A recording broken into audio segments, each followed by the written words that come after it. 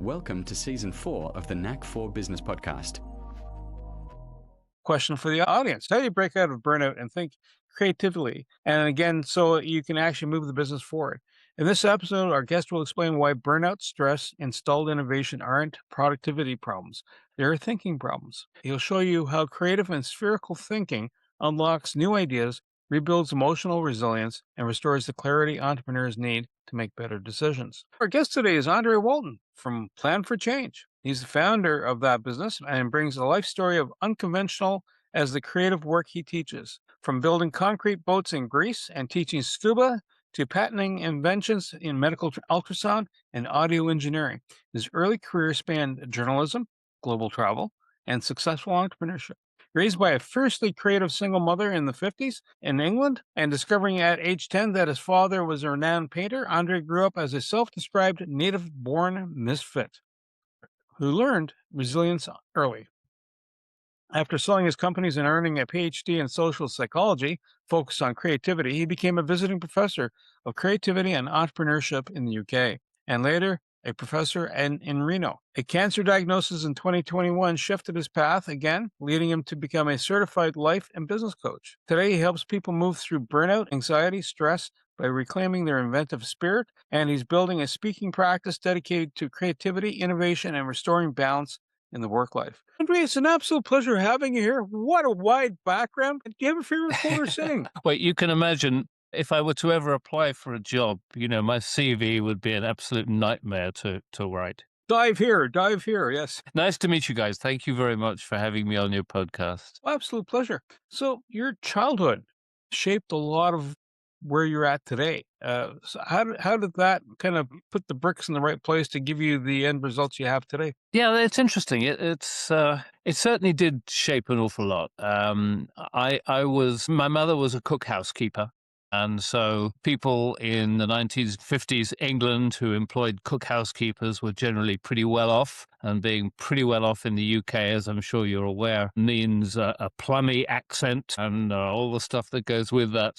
There I am in a little country school with farming kids and the local blacksmith's kids and so on and so forth. And I'm speaking the Queen's English and they're not. So that was, I suppose, the beginning of my misfitness. But it goes a little deeper than that, in that my mother, who was 25 when I was born, my dad was 60. And that's just an example of the way that highly creative people can have very loose connections with social norms. And that was really element number 2 in my misfitness, in that having a mother who was very creative, very bright, but really didn't go out of her way to fit in. It was never, fitting into society was never a priority. And that she paid the price for that. When I was 7, she was institutionalized, and that was a shock to the system, really, for both her, I'm sure, and me. And I think we were paying the price, really, of not fitting into society. So there's an awful lot of things that came out of that were very positive. That whole episode built a lot of resilience in me. It meant I grew up very quickly. I actually left home. She married when I was 11, and my first stepfather was, a very nice guy, but totally unsuited to either being my stepfather or her husband. He was a retired major from the Indian Army. Now, what a mix that is, right? Coupled with a highly creative artist.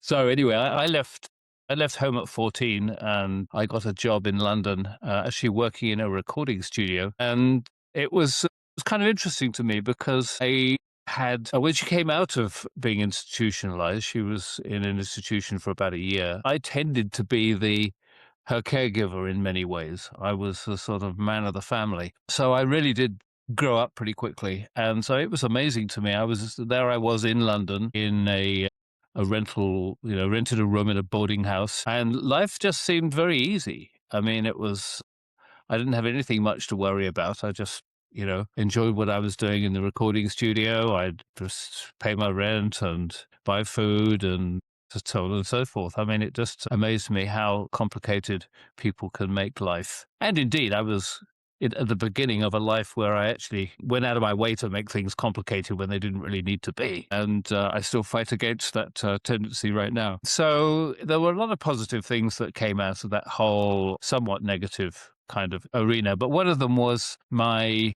respect for creativity. And not really, respect isn't really the right word, but creativity became an intrinsic part of my life. And so I left high school, grammar school with all the sciences and promptly got a job as a graphic artist for a publishing company. So I couldn't really prize myself away from creativity for very long. And that job in the publishing company led me to actually be a journalist by a very strange story that I won't bore you with right now. But that really stayed with me forever, that love of writing. I mean, it was such an incredibly positive way of clarifying my ideas, and I became really addicted to the English language and to writing. So there were a lot of very positive things that came out of that time. And I think being such a misfit gave me a very broad view of the world and a very high degree of tolerance. I think building boats in Greece and scuba diving. Scuba, that it's you gotta know you can be as unique as possible, but there's certain things in scuba. The reality of life is you got to breathe, and the system's got to work.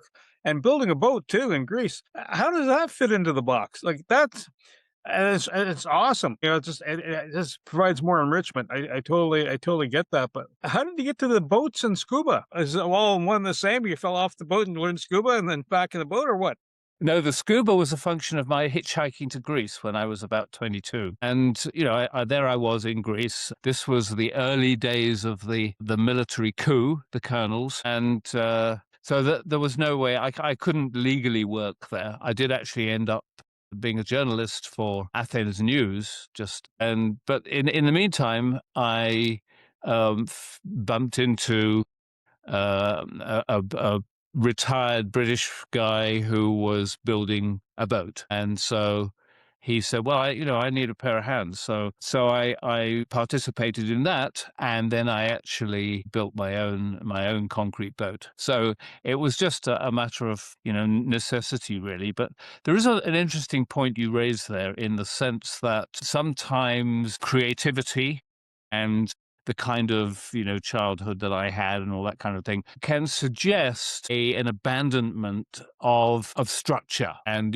we think of sort of creative arty types being very scatterbrained, and that's an error. That's something, all humans need structure, whether they're highly creative or not. And so my dad, when he sort of went painting disappeared off for weeks painting things, he would put in his car all the things that he needed for that time. I mean, he'd got sort of his favorite 150 brushes, he'd got his canvases, he'd got, 200 paints and palette knives and God knows what all else. And off he'd go. Now, if he didn't have the ability to be organized in the sense of doing all that, he would not have been a successful painter, because he simply wouldn't have had the tools. Even that very divergent creative thinking certainly doesn't preclude structure. The scuba came much later, by the way. That came when I was an entrepreneur. I was living in Florida, was traveling. My air miles for the first year I was there was about 250,000. And my weekends, I needed to just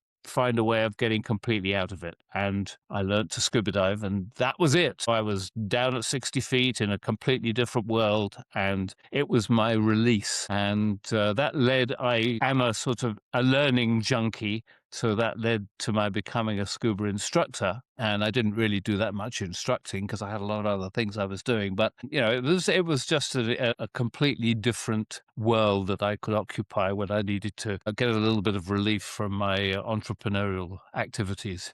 I normally don't ask this until much longer in the interview, but I'm hearing just from now, you made a conscious decision not to play the victim card. And it's easy and it's safe, and it means you have no responsibilities because it's not my fault. You didn't play that game. Now, you can take this as shallow or as deep as you want, but I'm really intrigued. That's an interesting observation. I think a major part of that is that creativity goes with individuality and independence. Yes. And I think both of those things tend to be counter to the victim card. In other words, if you're going to be individual and independent, then you tend to want quite a lot of control of your life. And being the victim is really very counter to that. You can't be in control of your life if you're being a victim. It's, the victimness of it all is going to control your life. So I can only say that really. It wasn't. I've always been a sort of naturally positive person. So I think the combination of those things, but that's a very interesting observation. Yeah, in the business space, because you just described a whole bunch of life experiences, right? And they're super enriched spaces. And you've studied social psychology, and you're looking at the evolution in context with the business. How does a business then take? Hi, this is a circumstance. May not be totally happy with it, or I might be happy with it. And now, how do I make it even better? Better outcomes, for myself and those around me. And I see a notation here about the difference between convergent and divergent thinking. And so, it's like all of a sudden, devil's advocate, walk me through that space. That's an interesting area, really. And I warn you now that the rabbit hole you're right on the edge of is pretty deep. We got carrots. You can go. I think there's a crucial part of having a successful mindset, whether it's in business or anything else. And I believe that it's to do with the balance between divergent and convergent thinking. And those are not just words. They have a very, very real meaning. When we're kids and when you're born, you've got essentially a blank canvas in terms of your cognition. And you've got a pretty fast track you've got to get on to learn everything you need to do to survive. And how we do that is by having a naturally divergent view of the world. If you watch kids playing and so forth, I mean, they will pick up, any little object and find some other use for it. In other words, they're exploring their world in a totally open way. Now, sometimes we do that as adults. I mean, when I hitchhiked to Greece, or the first time my wife and I went to India, we were plunged into a different world. And so, you're wide open. You're looking at things and thinking, wow, that's a different way of doing it, but it seems to work. So that's the kind of way that we had as a kid. And that's the only way we could have. Because as adults, when we're in a new situation, our subconscious scampers off to its filing cabinets of memory and sees if we've ever been in that situation before or anything like it. And then if we have, that's how we proceed. We make decisions based on that prior experience. And it's a really successful way of achieving it. It's achieved through efficiency or laziness, depending on how you want to look at it. But what you're basically doing is you're using that previous script to do what you do. And as a kid, we don't have that script.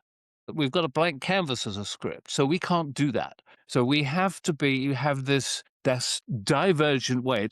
I think of it as putting, a jigsaw piece into a partly completed puzzle. And you've got to look at the whole puzzle if you're doing that. You can't just look at a little bit because the bit may not fit there. So you've got to look at the whole. So it's a very wide angle lens. Now, as we get older, we've got history and we've got all sorts of influences which send us into a much more convergent process. And the convergent process, as I say, comes from this way of thinking, this scampering off and using prior knowledge to drive our current situation. And the trouble with that is that it can lead into a focused world. And you see this with people with burnout.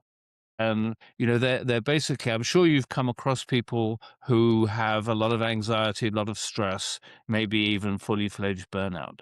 But when you're talking to them, they're like a hamster in a wheel. They can't get off this focus on their burnout and everything that led to the burnout. And that's convergent thinking. I mean, it's not they can't see the end of the tunnel. They can't even find the tunnel. And so this is just jumping forward a little bit, but one of the things that I've developed in my banishing burnout programs is the ability to move convergent thinking into that person's mind.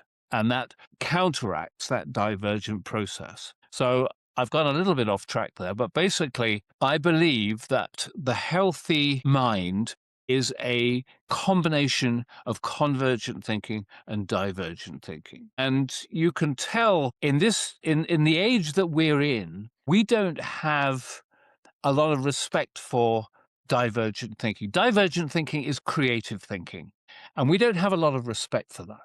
And we haven't for a long time. I mean, as a teenager, a long-haired teenager, I was plugged into a guitar amp. I loved music. I still do. And did a lot of music. If you had said to anybody in the older generation, I want to be a musician when I leave school, I mean, they would not have been happy. In fact, I mean, well, I did that precise thing. And, my next door neighbor who happened to be over having dinner with us, he said, Andre, you do know the difference, don't you, between a musician and a large pizza? And I thought, oh, God, he's completely lost it.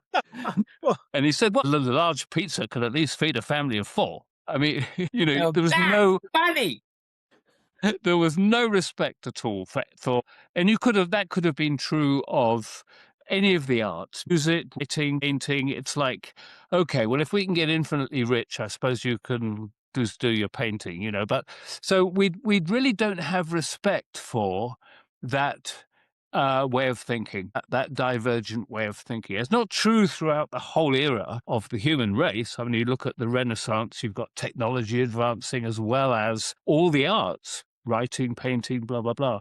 But we don't have that now. And I believe that is one of the reasons that we have a real epidemic in the area of burnout and stress and anxiety, because we've lost that ability to have the balance between the logical deductive thinking that we need and this divergent thinking, which is the source of innovation. So now, if somebody's an innovator, we think them as being a very special person with a very special way of thinking. No, we were all creative thinkers when we were young. So that's my philosophy. This balance is important. Spherical thinking is a step. It seems like it's taken the next step of this journey. Tell me more. Yeah, well, when I wrote my first book in 2011, I introduced the idea of spherical thinking. This was before the technology called fMRI was invented. And fMRI, as you know, is functional MRI. So, whereas we might go to hospital and get thrown in this horrible big noisy machine and we get a little slice of activity that's going into our body or whatever. With fMRI, you can actually see things in real time. If somebody is thinking something that is creative, we can actually see certain neural pathways light up in their brain. And as it happens, they happen to be the same ones that light up when we're thinking with emotional intelligence, by the way, which I thought was really interesting. And it's that technology that disproved the left brain, right brain thing. So they realized that, there are certain, neural pathways that we create when we're thinking deductively or analytically, and then a different set of pathways when we're thinking in terms of creative thinking. So, but the whole of the brain can be accessed by those neural pathways. So that's when the spherical thinking comes in. So if we're able to train ourselves to think both divergently and convergently, we have access to more of our brain in terms of thinking. So that's the spherical thinking part of the whole process. Is there any exercise you can do to neural pathways? They sometimes have to be grown, sometimes they come au naturel, sometimes they come because you've done scuba diving and you've done a lot, a guitar, you've done music, you've built a concrete boat. Because if you're in business, right, and you're kind of plodding along going, and a light bulb comes on, and I got to change something up here. And how do I get into a new thinking pattern? How do I build out a new? Obviously, the business owner won't say, "I need a new neural pathway here," but that's the end result. How do you shift those gears? How do you get those gears kind of like, oh, let's do this? Do you do 20 jumping jacks, or a good giggle at the wrong time, or what? Well, let me give you an analogy just to prove that you can hop in and out of these two modes if you train yourself. If you're a jazz musician, I'm a jazz flute player, and for quite a lot of the time, my jazz band, I told everybody no music, no music. We never had printed script. This was all done because you're so tied up in these notes on a page that your own musical personality doesn't show through. So most of the time, you're playing with other musicians. I mean, you're following, the notes, you're following, basically playing the same piece of music. And then when it's your turn to improvise. And that's your personality, that's your musical brand coming through when you improvise. You're really hopping between a structured thinking and an unstructured thinking there. I mean, there is so much structure in this sort of regular part of your music, and yet when you're allowed to disappear into your improvisation mode, that's what you're switching. And I think that's really what you're talking about in business. And that, because my businesses were based on my inventions, I really had to balance all the structure that relates to building a business. And by the time I sold it, it was substantial. We had offices in Europe and the US. We distributed products to 35 different countries. I'd won awards for marketing and for business planning. And so, you've got a lot of that, what used to be called left brain kind of thinking. You've got a lot of that kind of structural thinking you have to have in place. But if you lose that, if you lose the ability to do the opposite, to do your divergent thinking, you really have no innovation left in your company. And you see that a lot. And when I was working with the Newport Business School as a visiting professor, I was working with a number of companies in Wales, startup companies. And they weren't really this very big incubator project that was set up in the UK, in the south of Wales specifically, when they closed all the coal mines. This was a sort of, back in Maggie Thatcher's days. And so they put a bunch of money in there as an incubator to try and get other sources of revenue into that area. And it was quite interesting because a lot of companies would be based on something innovative. And then 2, 3, 4, 5 years later, they'd kind of scratch their heads and think, oh, Lord, we haven't done anything new since we started the company. And all their focus had been on business structure, building the business, the structure, and so forth. And the innovation had disappeared. And that was really one of the things that started my creating programs to help businesses become innovative. And those programs, I delivered those programs to big organizations. I mean, NASA, the Virgin Group, Lloyd's Bank. And basically, the message was, whatever you're doing, whether you're talking about, the US Air Force, whether you're talking about the Smithsonian, you may not think you need innovation, but you do. You need, whether you're talking about the chain of command, whether you're talking about the structure of the organization, whether you're talking about, everybody needs to have flexibility in their organization. They have to move with the times. And so that's really where that started to come from. But you can develop both of them. You can switch between thinking divergently and thinking convergently. And one of the things that I do with my clients is I work through what they do in the day. And let's say that it's somebody that's employed in a fairly standard sort of job. I say, okay, well, why don't you take a slightly different route to work? Right. Maybe even start before that. When you wake up, instead of diving for the coffee machine, try a cup of ginger tea or something, And so, you're going to go out to the restaurant with the family. Great. Go to a different restaurant. Or if you're not ready to take that plunge, at least order something different from the menu. So start to peel yourself away from these knee-jerk processes just in the normal course of living, and then expand it a little bit. Okay, let's go somewhere interesting for vacation this year. Let's do, whatever it is. Let's do something a little bit different at weekends rather than just have a barbecue with the neighbors. And so, by peeling yourself away from these structures, you are, as it were, sort of gently allowing yourself to experience new ideas.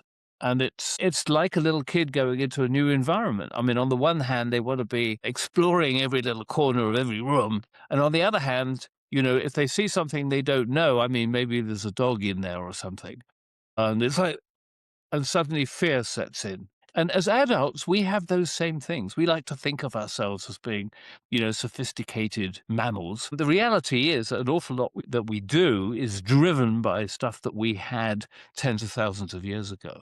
And so, we have to recognize that and treat that as a. I thought I understood jazz, and I certainly love saxophones. I didn't even know there were jazz flutists. I never even heard of that before. But having said that, part of your work is on burnout, and I find men have this belief they have to burn the house down before they can change anything. What one sign could they jump in before they burn the house down that lets them not do it? I think it's difficult to generalize that. First of all, women are actually more susceptible to burnout than men are. I did not know that. It came as a surprise to me. But if you think about it, the stresses, if you have a professional couple, it's more likely that if something goes wrong, maybe the kid's been taken to the principal's office and there's something gone wrong there, or, maybe there's some sort of injury occurred during this playing, basketball or something. It's more often the mother who will go and take care of that than the father. And so it's still, we're still in an era of role models. And so professional women quite often have more stress overall because they tend to have the home-related stress and and their own business stress at the same time. So yeah, they do tend to do that. I think the issue that men tend to want to burn the house down rather than, in order to make a change. I think that really comes from control. And I think it's, but I think if you, let me give you an example of brainstorming, right? Brainstorming was thought it was going to change the world in terms of decision making. And it failed to do that. And in fact, it's been shown in the East, in the West, in small companies, in large companies, if you get a group of people, let's say half a dozen people, to come up with addressing a challenge, let's say, I don't like to think of solving a problem because it's not always about problems. It might be something more positive than that. You will actually get a wider range of ideas if you send those individuals off and to brainstorm on their own than you will when they're sitting around a table brainstorming. And there's all sorts of reasons that have come up for it. None of them have really been very successful. The reason that I came up for it is that if you think about it, when you're trying to do something unique, when you're trying to come up with an invention, a new idea of some description, what you're really doing is you have to think of yourself as being, that's a sign of your uniqueness. Creating something is a sign of your uniqueness. And we've got two drives as human beings. We're driven to be connected to others. I mean, that's been crucial to us.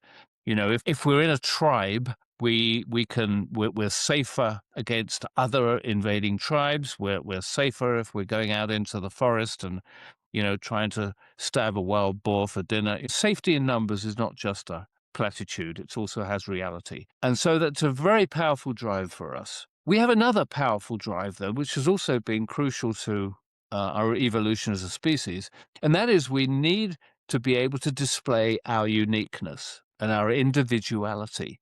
And if you think of it, these two are somewhat in opposition. My research and that of several other people have shown that if you move somebody in one direction, if you move them, for instance, to being members of a group, then you will reduce that person's motivation to be creative. So they tend to be in opposition. So one of the things that one has to really balance in creating an innovative environment is that we want people to be working together. We want them to be, feeling connected together, but we also need them to have their individual space to do their creativity. And if you've ever had whether good or bad fortune, depends on your view really, of being amongst a whole bunch of creative people, this is what they tend to do. They'll get together, they'll party, they'll do whatever. And then you may not see them for weeks, disappear up in the hills to paint or write or philosophize or whatever it is. So, you have got this ability to have both of these things going concurrently in your mind. I'm not sure if that answered your question. I think I might have gone down a slightly different rabbit hole, but It was more interesting than my question, so let's go with it.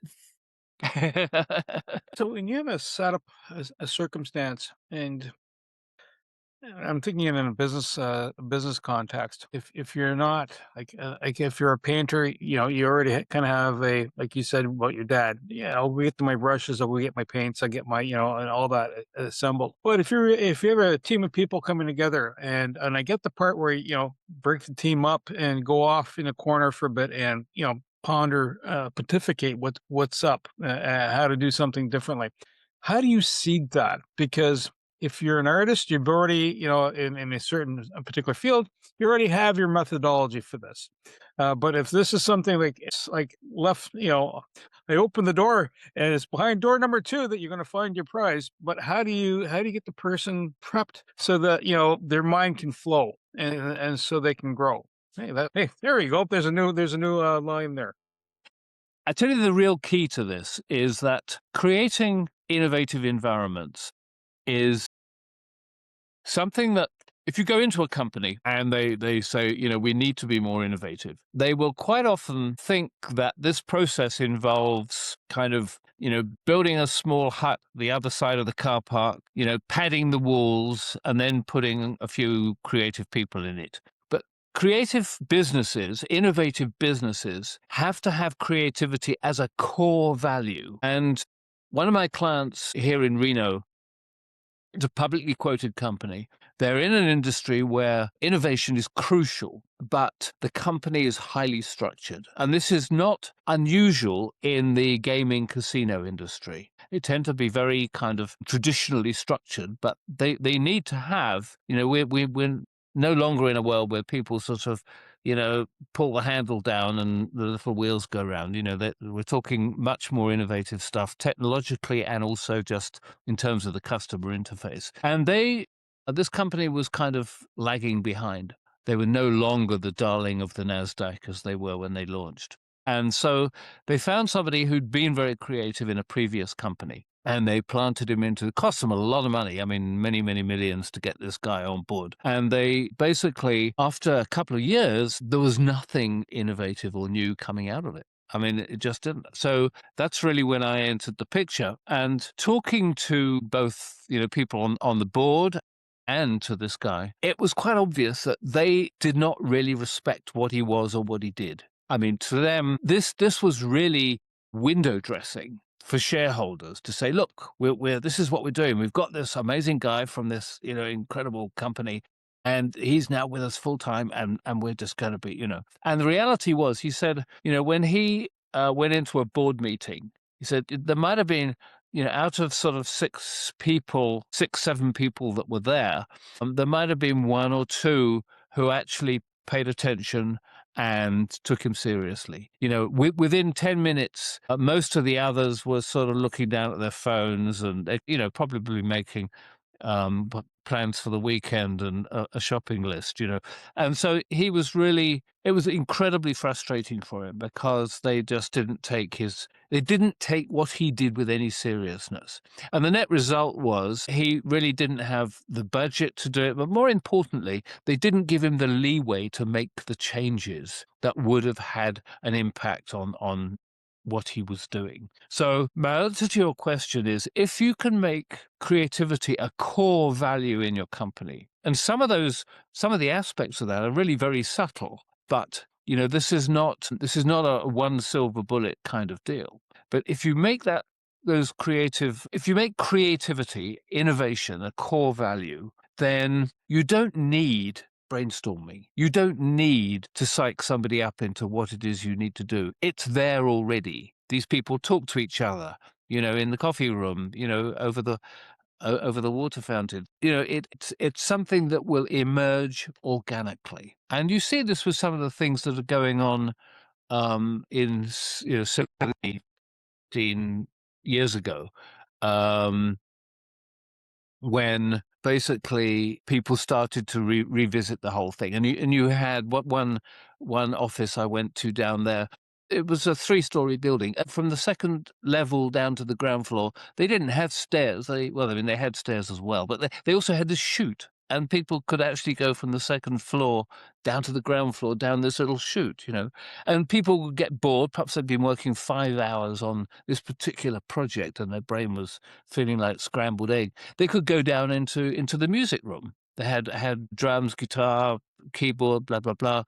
And they could play music for an hour or whatever. One of these guys had, above his desk, he'd built a bunk bed. As he said, sometimes I'll work till, 1, 2, 3 in the morning. And then I go and sleep, and then I'll wake up at 6 or 7, and I just want to carry on.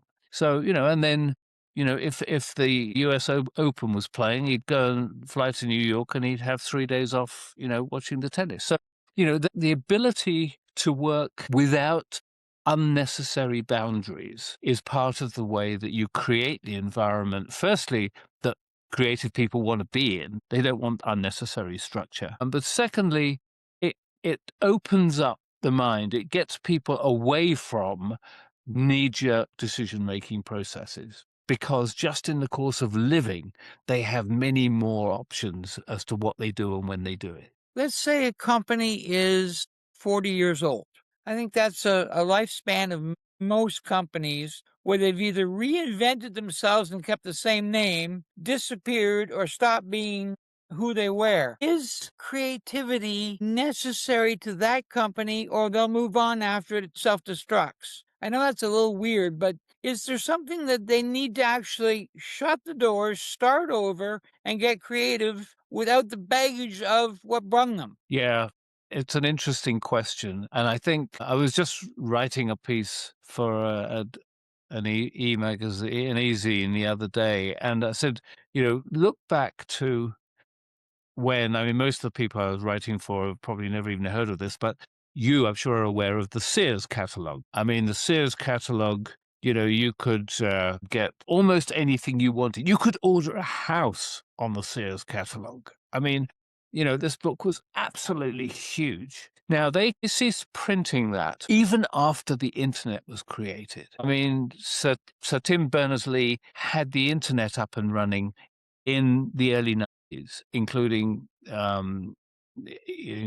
a browser and so on and so forth. And, when you think about the Sears catalog, it was not only the pioneer of catalog buying, but it was just huge. Why didn't they become Amazon? They had everything in place. They even overlapped with the internet, and nobody could put the pieces together to say, you know what, why don't we go this direction? Now, obviously, 2020 we know is a dodgy way to look at things. It's just really intriguing to see that. And yet, Amazon, came up and running. It took time, of course, because they had to start from scratch. But I think the lesson there is that when a company has that degree of structure implanted in it, when the roots of that structure go so deep, that you've really got to think in terms of a new organization. Now, they could have done that. They could have said, you know what, we can do this, but we can't do it with our traditional, we're so bogged down in bricks and mortar. And of course, Sears just essentially disappeared. But, what an incredible incredible implosion that really was from a retail marketing perspective. So I think it's very difficult to answer that question. If you take the opposite kind of example, look at Richard Branson's empire. Now, I've only worked with any intimacy with Virgin Money. Now, Virgin Money was when it started, the only Virgin company where there was a dress code. They just felt, in the Virgin Music and the various other bits of Virgin, there was no dress code. But they thought, okay, if we're dealing with people's finances, we're talking here about, dealing with people's investments and so on and so forth. They just felt they needed sort of a little bit of a uniform. Now, it certainly was not the sort of uniform that people would be wearing if they're working at a trading desk for, Schwab. So it was a little bit different. But other than that, I mean, one of the things that Richard avoided doing was putting unnecessary structure. Most of their organizations were very flexible about the specific hours that you worked. They were very flexible about really almost everything in the workday. I mean, where it was absolutely essential, somebody's got to be there at Virgin Records to unlock the door. But other than things that were really essential, he didn't impose structure that was just unnecessary. And that probably was a significant key to the success of the group, because there are so many things that will dissuade a creative thinker from joining a business, that making a business creative becomes more difficult. Not just because you've got all this structure, but because you can't attract the right people. I mean, I've already said everybody has been creative when they were young, but when they become adults, maintain that creativity and others don't. And so we're not all equally creative as adults.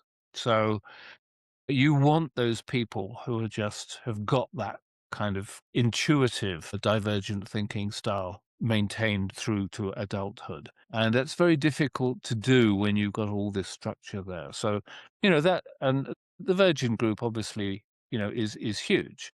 And so it's interesting to see really how the dynamic changes from older established companies to things like the Virgin Group. Andre, we always ask at the end of the interview, well, how do we get a hold of you? And that's fine, and I'm going to ask that. But more important, what does the client need to know to be able to get a hold of you, asking good questions so that there's something positive rather than just those, how about those J's? What do you want them to do before they call you, and how do they call you? Well, I think as to what they do, I think it's important for people to have a think about what the problem is. As probably half my work at the moment comes from people who have burnout. And so even identifying burnout can be a challenge for people. I sometimes, for some people, as it was for me when I had burnout as an entrepreneur, it can be triggered and happen very, very quickly. So you can, in a matter of 2 or 3 months, you can really go down this seriously unpleasant rabbit hole. But for others, I think of it as sort of, in my late teens when I bought an old clunker to drive around in, and sort of a year later, I'm thinking, no, this is fine. Everything's working okay. And then I drive somebody else's car and I realize the brakes actually, when I put the foot down, the brakes actually stop the car. And, I hadn't really noticed the fact that my old clunker was gradually going in the direction where the brakes weren't working, because it was doing it, slowly but steadily. And suddenly it's like sort of, oh, my foot shouldn't be hitting the floor, should it? And I think for some people, burnout could be like that. And it might take a spouse or a colleague or a friend to say, you know what, I think you need to do something about this. You're obviously in pain. You're not performing, as you should be, blah, blah, blah. So I think that is also true in terms of a business. You can be, a business could have been expanding nicely and you're happy with that. And so suddenly you turn around and you say, I don't know, this just doesn't feel right anymore. And so one of the things that I became certified in was as a life coach as well as a business coach. And I think it's crucial that people recognize that their own personal goals are in alignment with their goals for their business, because often they're not. So one thing I would say to people is, if they feel that things are not quite right, either with them personally or with their business, really to have a think about what the goals are for you personally and for your business. And let's have that, preferably write it down, think about it, and then we can talk about how we get those things aligned and what we need to do to make it all, to resolve that discrepancy. And they get a hold of you by? You can get a hold of me by going to my website, which is plan, PLAN, the number 4, change, CHANGE.org, planforchange.org. You can push the button and book a call with me. You've got all my programs on that site, and I'd be delighted to talk to you. I will also be giving you guys an affiliate link. So if people want to get involved in my burnout program and they mention your podcast, they will get a significant discount if they wish to do that. I want to say thank you to Andre Walton, my co-host Wayne Pratt, and you, the Knack for Business listeners. So if your creative side's been tickled and awakened, or you just are creative, you know what? Reach out to Andre, because if it's not moving fast enough, or you're in burnout, Andre's got some solutions there. His childhood was shaped by a lot of creative chaos, for lack of better words. Maybe it wasn't chaos. Maybe that's the way things were meant to roll. But he's built a career on invention. So he's worked on everything he's been exposed to bring him to where he's at today. And he too can help you also leverage that in your space. Everything you heard today is for educational purposes only. It's not professional advice. Before you act on anything, talk to a certified expert in your area. Your accountant, your lawyer, someone who knows your situation. We share perspectives. You make the decisions. Want more? Head over to blog.knack4business.com, packed with practical episodes on AI, marketing, leadership, and growth. No fluff, just the good stuff. Subscribe while you're there. Until next time, keep building.